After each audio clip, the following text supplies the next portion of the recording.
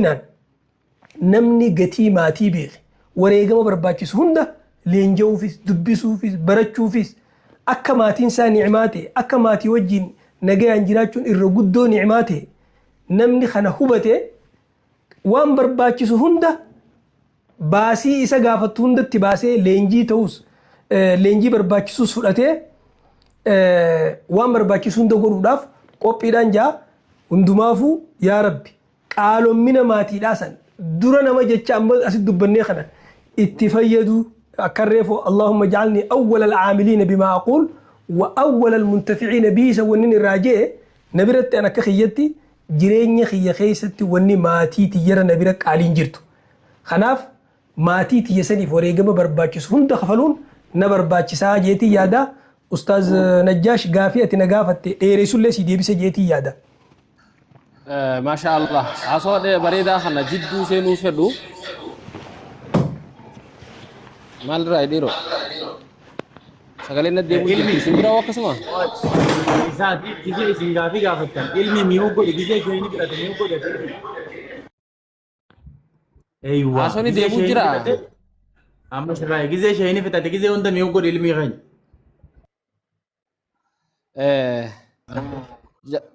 جرا خينيا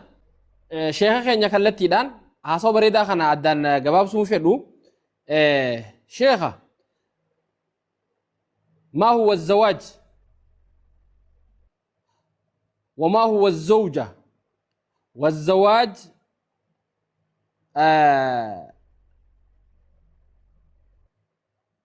ما هو الزوج والزواج والزوجة لا البلتي يجمال هذا مناجة جمالي أبا مناجة جمالي شيخ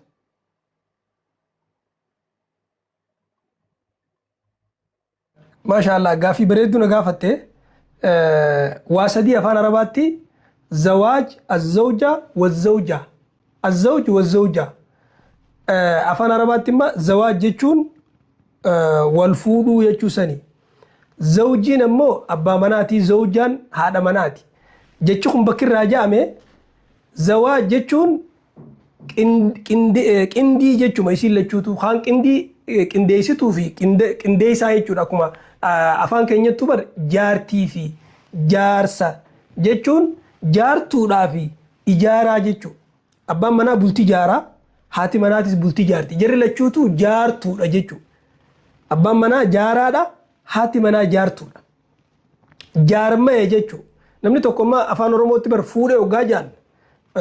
namni keenya hedduun beeku namni hin fuudhamu. Seera fudhate jechuudha itti manguddoon Oromoo. Namichi kun seera ittiin bulan san fudhatee intaltinis heerumtee jechuun heera fudhattee jechuudha. Yookaan heerumuun sun heera jechuudha. Waan heeraati waan hin jirree miti jechuudha. Walitti immoo hoggaa walitti deebisnee hoggaa keessa xiinxallee laallu bultii wanni jaan zawaaj jechuun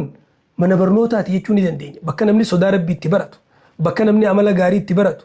bakka namni maatii fi itti leenjisee akka reefu ustaaz Najjaash dubbate sanitti mana barnootaa ka sadarkaa duraa jechuudha. Bakka dhaloonni itti leenjifamu jechuudha. Gaafa maatiin leenjee dhaloonni leenjee, gaafa dhaloonni leenjee hawaasni leenjee, gaafa hawaasni leenjee ummanni guutuu leenjee jechuudha. Hatta amma amala gaarii waan jaan kana waan nuti illee akka ustaazotaatti yookaan akka sheekaniitti yookiin akka darasaatti dubbachuullee namatti ulfaattu bultiin madarasa yoo jennema wannichi keessa baratamu maalii yogguu jenne sodaa rabbiiti.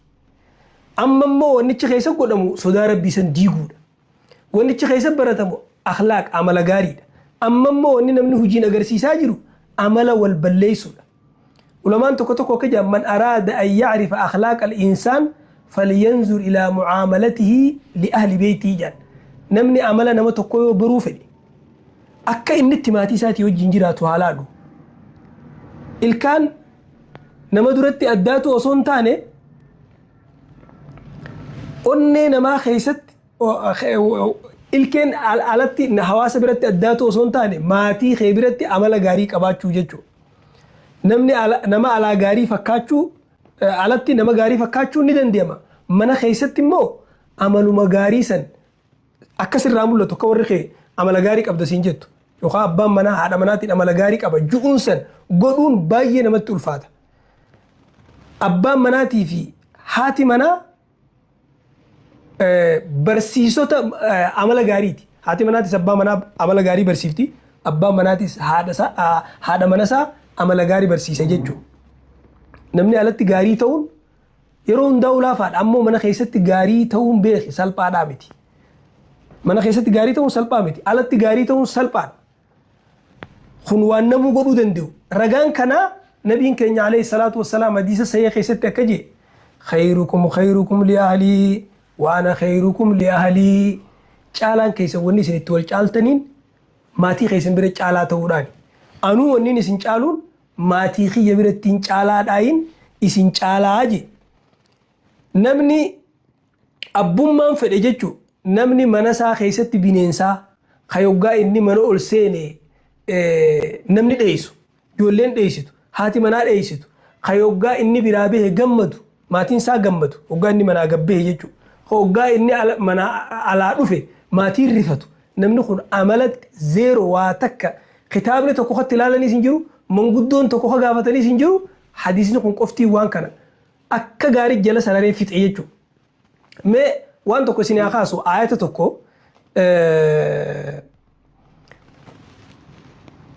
rabbiin quraana keessatti waa'ee bultii yoggaa hibu hunna libaasun lakum wa antum libaasun lahunna jedhe. Maatiin keessan haati mana keessanii isiniif uffata isiniis haadha mana keessaniitiif uffataa je. Mee walii uffata jechuu kana haalaallu.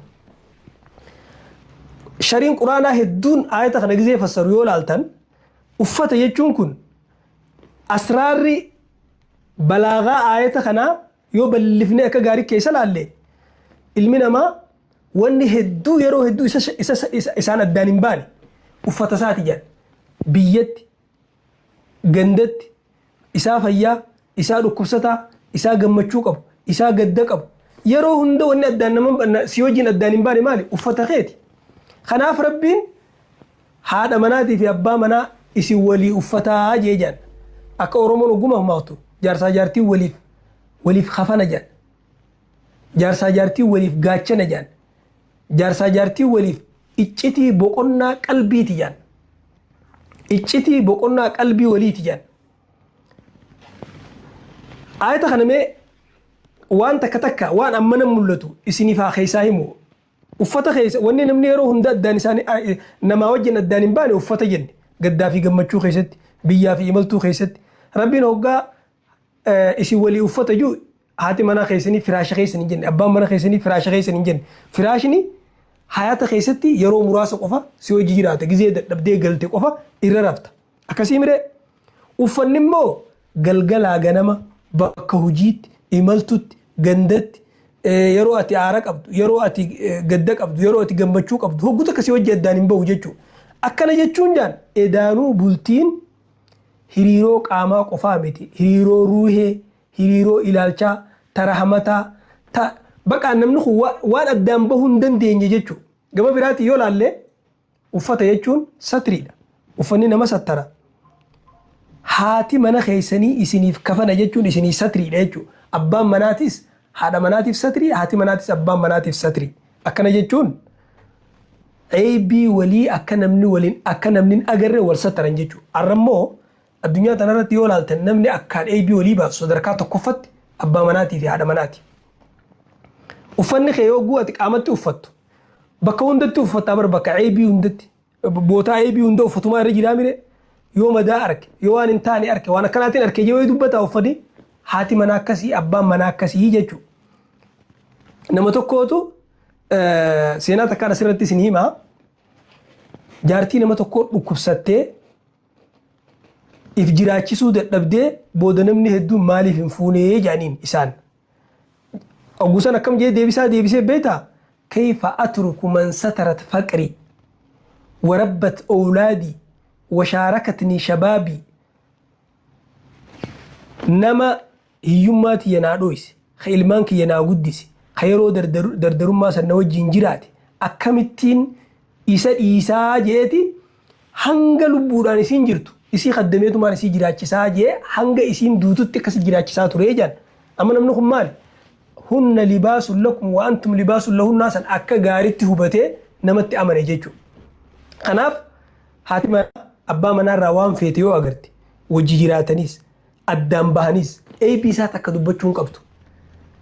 مال النبي صلى الله عليه وسلم حديث سيخيست إن من شر الناس منزلة عند الله يوم القيامة الرحمة نما ربي برتو يا قيامة أبا مناتي في هذا مناخ وجيراتي إجتي وليه موجي إجتي ولي باسو انت لا إجتي أبا منا هاسويتو أبا منا انت لا إجتي جارتي سا هاسو جيجو خنافو uffata jechuun akkasi gama biraatiin uffanni kabajaadha amma yeroo amma keessa jirru kana keessatti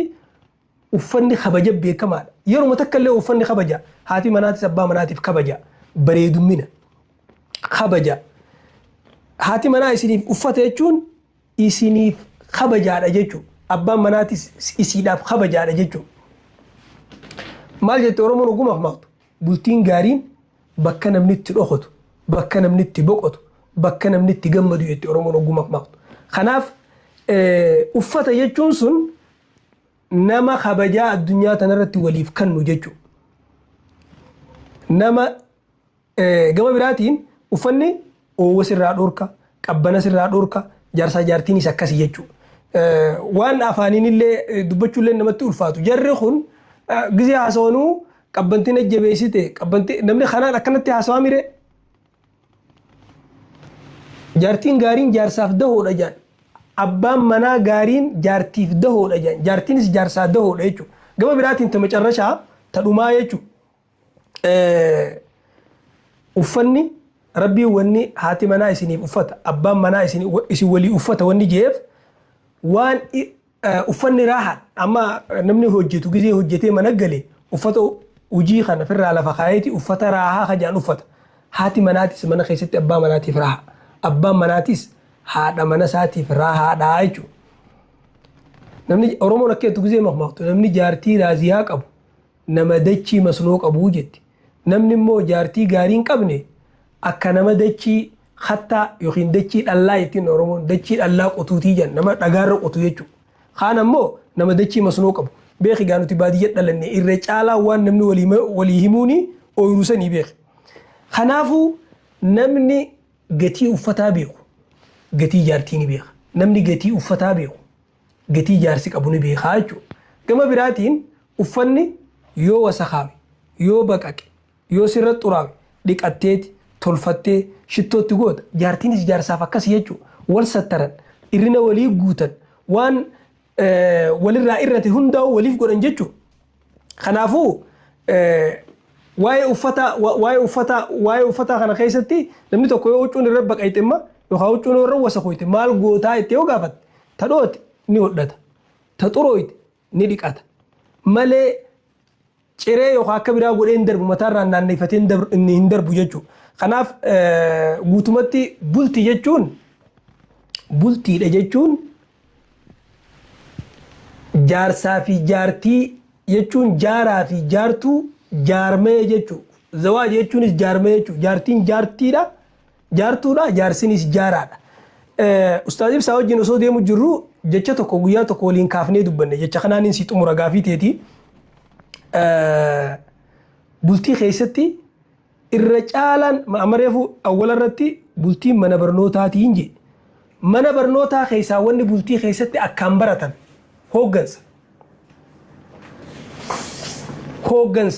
hooggansa keessa dhugaa dubbachuu jira amala gaarii qabaachuu jira walii obsuu jira haqa dalaguu jira amaanaa qabaachuu jira rahmata qabaachuu jira hikmaa qabaachuu jira wanni kun hundinuu bakki namni itti dhuubee tolchee itti leenji'ee gabbahu mana keessa jechuudha namni oromoon dur naman fuudhin hooggansa tokko illee irratti hin gootu amma gaa namni beekirra guddaan akkuma fedhe jiraata masmaras gadhiisee waan jiruuf hooggansi dhugaa bakki inni itti baramu mana keessatti bakki lubbuu fi itti qabuu dandeessu bakki fedhii fi itti qabuu dandeessu bakki itti obsa irratti leenji'uu dandeessu bakki itti haqa dalaguu irratti leenji'uu dandeessu bakki itti jecha gaarii namaan ja'uu irratti itti leenjitu bakki itti namni nafsiyyaa guutamee karaa biraa deemuu danda'u mana keessa أكنا جانا جزء دبة سلفتوني من أحسن قيادة نفسه كان أقدر على قيادة أسرته جان نمني فوقنو دندينيان ما تيسا وقنو دنديا نمني ما تيسا وقنو دندي حواسه وقنو دنديا جان جيتشا أستاذ بساوي جنوسو ديمو جرو من فراش الزوجية إلى إدارة الدولية فراش بلتير راخيه نمني لا جيتشا خلقا جلو قلبي فدا جيتشا هايون نجي أنا كانوا بيكما داتي من فراش الزوجية إلى إدارة الدولية نمني وان هوغن سجان بكتك أرئي قبو منسا خيسا حق أدلقون اچي قبات لغا دبچون اچي قبات أوسك أباچون اچي قبات ولي ردبرون اچي قبات لبو في نفسيا في تنك أبو دندون اچي قبات نمني حنتني سجم وانه هندي چو مخيسا قبات خياناني ظلمينيس أما أقول لنجو جو بيخي خرابيراتيس جلينيني سجم مخيسا قبات ماتو مخيسا قبات خناف هدون ديري سجيتي يا دا أستاذ نجاش